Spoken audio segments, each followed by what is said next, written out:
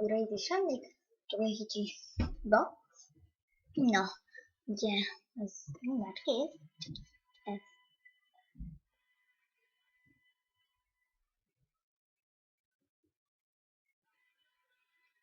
No, ugye mennyire jobb.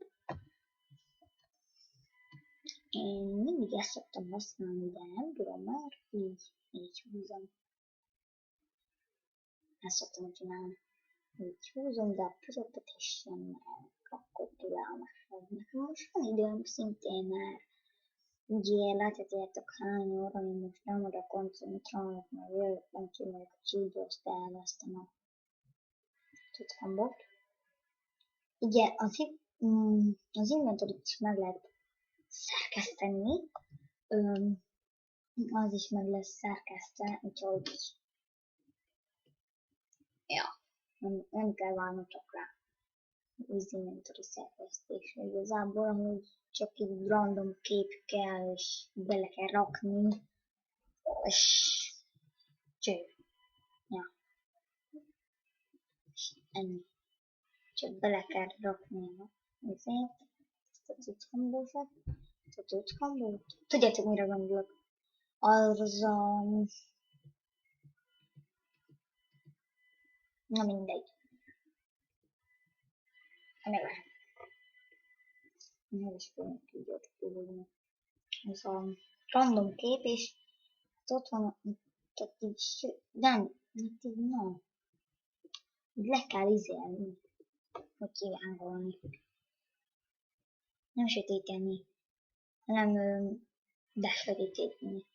Hogy látszódjon legalább az inventory, hogy látja belőle valamit.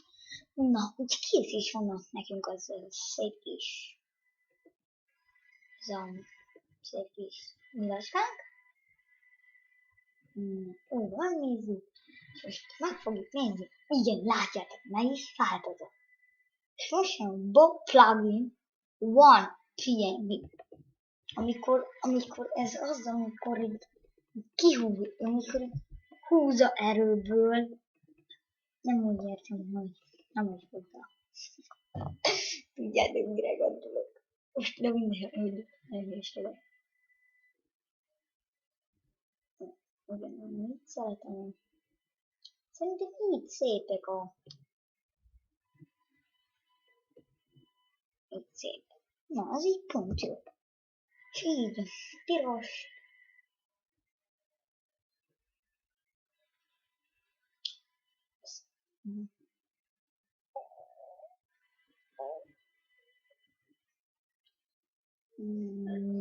Így. Na most na, hát ennyi is lett volna ez a videó. Köszönöm, hogy megnéztétek. Én Kevin voltam. Sziasztok!